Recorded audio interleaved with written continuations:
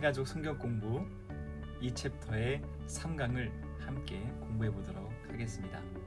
제목은 아담의 죄가 왜 나의 죄입니까? 라고 하는 제목이에요.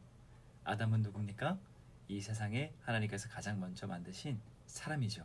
그런데 제가 교육을 할 때 말씀드렸던 것처럼 아담과 하와가 스스로가 하나님이 되는 것을 선택하여서 죄를 짓게 되었어요. 그래서 에덴 동산에서 쫓겨나게 되었죠.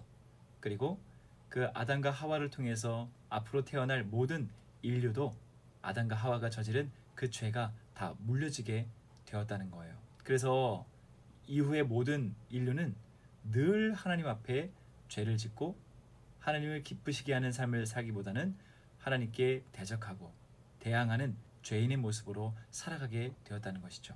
그래서 왜 나는 아무런 죄가 없다고 생각을 하는데 아담과 하와가 저지른 죄가 왜 나의 죄가 됩니까? 그렇게 질문하고 있는 거예요. 그러면서 한 그림이 나오죠.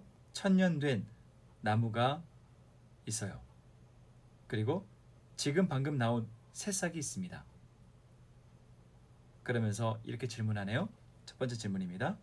아주 여린 새 잎이 싹을 틔웠다고 해도 그 잎의 진액은 어디에서 받았습니까? 지금 방금 나온 새싹이지만 이 새싹은 지금 누구한테서 어디에서 그 영양분을 받아서 싹이 나온 거예요? 천년된 나무의 뿌리에서 그 영양분을 받은 것이죠. 그래서 이 방금 나온 새싹은 천년된 나무의 뿌리와 나는 상관없어 라고 말할 수가 없는 거예요. 그와 같이 우리가 천년된 나무를 상징하는 아담과 하와의 그 뿌리의 그 죄가 지금 태어난 오늘날 태어난 나에게도 여전히 그 죄의 영향이 나에게도 미쳐지게 되었다는 거예요. 두 번째 질문을 볼까요? 그렇다면 결국 이 잎은 무엇과 한 몸일까요? 그렇죠. 방금 나온 이 잎은 나는 단독적인 하나의 잎이야 라고 말할 수가 없을 거예요.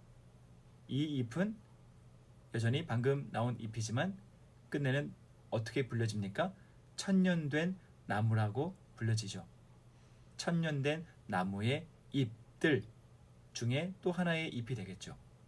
그래서 아무리 방금 나온 잎이라고 할지라도 그와 한 몸은 여전히 천년된 나무라는 거예요.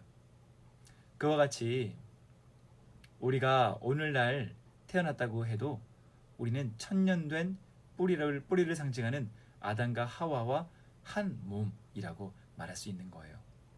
이것을 성경에서는 대표성이라고 말을 합니다. 더 쉽게 이야기하면 아담과 하와가 우리의 국가대표라는 거죠. 그래서 그 국가대표가 죄를 저질렀기 때문에 그의 영향력 아래에 있는 우리 모두도 역시 죄인된 신분을 얻게 되었다는 거예요. 그런데 이것은 너무 놀라운 은혜인 것이 무엇이냐 하면 바로 예수님도 이 대표성을 가지고 이 땅에 오셨다는 거죠. 그래서 예수님께서 십자가에 달려 죄와 함께 인류의 죄와 함께 죽었으므로 내가 그것을 믿으면 예수님은 나의 국가대표가 되셔서 나의 모든 죄를 예수님께서 대표로 담당하시고 죽으셨다는 거예요. 그래서 이 대표성이 있기 때문에 우리는 죄인이 되었지만 우리는 예수님을 믿음으로 우리의 모든 죄가 다 용서받고 하나님의 아들, 딸이 되는 그런 권세를 받게 되었다는 거죠. 이후에 성경 말씀을 말하고 있는데 같이 보도록 하겠습니다. 로마서 5장 12절 말씀입니다. 같이 읽어볼까요? 그러므로 한 사람을 통해 죄가 세상에 들어왔고 그 죄를 통해 사망이 들어온 것처럼 모든 사람이 죄를 지었으므로 사망이 모든 사람에게 이르렀습니다. 그렇죠. 지금 이 성경도 대표성을 말하고 있죠. 한 사람을 통해서 죄가 세상에 들어왔고 그래서 모든 사람이 죄를 지어서 제가 방금 이야기한 사망, 죽음을 우리가 모두 얻게 되었다는 거예요. 그러면서 교재는 이후에 한 그림이 나오죠. 성별을 알 수 없는 한 아이가 TV 리모컨을 들고서 누워 있습니다. 그러면서 엄마가 이렇게 질문하죠. 교회 안 가니? 그러자 이 성별을 알 수 없는 이 아이가 뭐라고 말해요? 지금 한참 재미있는 영화 한단 말이야. 이 그림을 왜 여기다 놓았을까요? 질문은 이렇게 합니다. 성경 보는 것보다 TV 보는 것이, 교회 가는 것보다 놀러 가는 것이 더 좋지 않나요? 여러분은 어때요?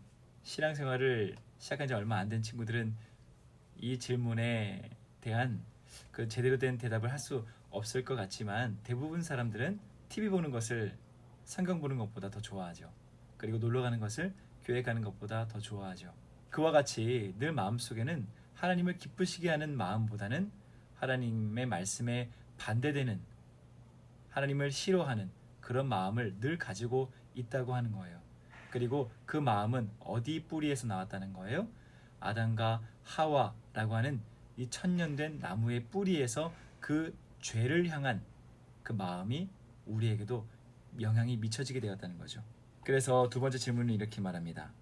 당신은 죄의 영향력 아래서 완전히 자유로운가요?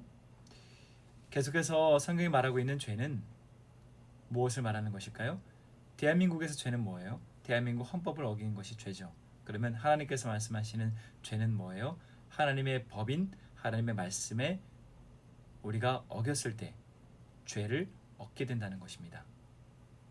그래서 여러분은 날마다 늘 마음속에 하나님을 사랑하고자 하는 그런 마음이 더욱더 많이 넘칩니까? 아니면 하나님 앞에 하나님 말씀을 어기는 그 죄를 향한 마음이 더욱더 넘칩니까? 그 질문에 내가 날마다 죄를 우리가 생각한다 라고 한다면 우리는 여전히 죄의 영향력 아래에 있다고 말할 수가 있는 거죠. 그러면서 40페이지에 넘어가면 성경 말씀을 통해서 이렇게 말하고 있어요. 사람의 본성은 이렇습니다. 그러면서 전도서 7장 20절 말씀을 말씀하고 있네요. 같이 읽어볼까요? 제 아무리 의롭다고 해도 죄 짓지 않는 사람은 세상에 없다. 아무리 정의로운 사람이 있다고 할지라도 그는 하나님의 법을 어겨서 죄를 짓는 존재라는 거예요. 이어서 로마서 3장 10절 말씀을 같이 읽어볼게요. 성경에 이렇게 기록되어 있습니다. 의인은 한 사람도 없다. 성경은 정의로운 사람은 아무도 없다고 말하고 있어요. 왜 그렇습니까? 천년나무 뿌리라고 하는 아담과 하와를 통해서 죄의 영향분을 받고서 우리 날마다 하나님 앞에 죄를 저지를 수밖에 없는 존재이기 때문에 성경은 모든 사람은 다 죄인이다 라고 말하고 있는 거예요. 그러니 여러분들과 저를 비롯한 모든 인류는 다 아담과 하와의 그 죄성이라고 하는 그 죄를 향한 마음을 다 물려받게 되었다는 거죠. 그래서 우리의 힘으로는 하나님께 나아갈 수가 없어요. 우리의 힘으로는 하나님을 만족시킬 수가 없어요. 우리의 힘으로는 하나님을 기쁘시게 할 수가 없어요. 단 한 가지의 길밖에 없습니다. 그것은 나의 죄를 용서하시기 위해, 없애주시기 위해 나의 죄를 대신해서 그 죄와 함께 죽으신 분, 십자가에 달려 죽으신 분, 바로 그분을 믿는 길밖에 없다는 것입니다. 교재에서도 성경 말씀을 말하고 있는데 같이 보도록 할게요. 요한복음 11장 25절 26절 말씀입니다. 예수님께서 마르다에게 말씀하셨습니다. 나는 부활이요 생명이다. 나를 믿는 사람은 설령 죽는다 해도 살 것이며 살아서 나를 믿는 사람은 그 누가 되었든지 결코 죽지 않을 것이다. 내가 이것을 믿느냐? 저는 바로 아멘 하고 싶네요. 그러므로 내가 예수님의 십자가를 믿는다는 것은 이 세상에서 가장 가치 있는 거예요. 여러분들도 저와 함께 예수님 믿읍시다.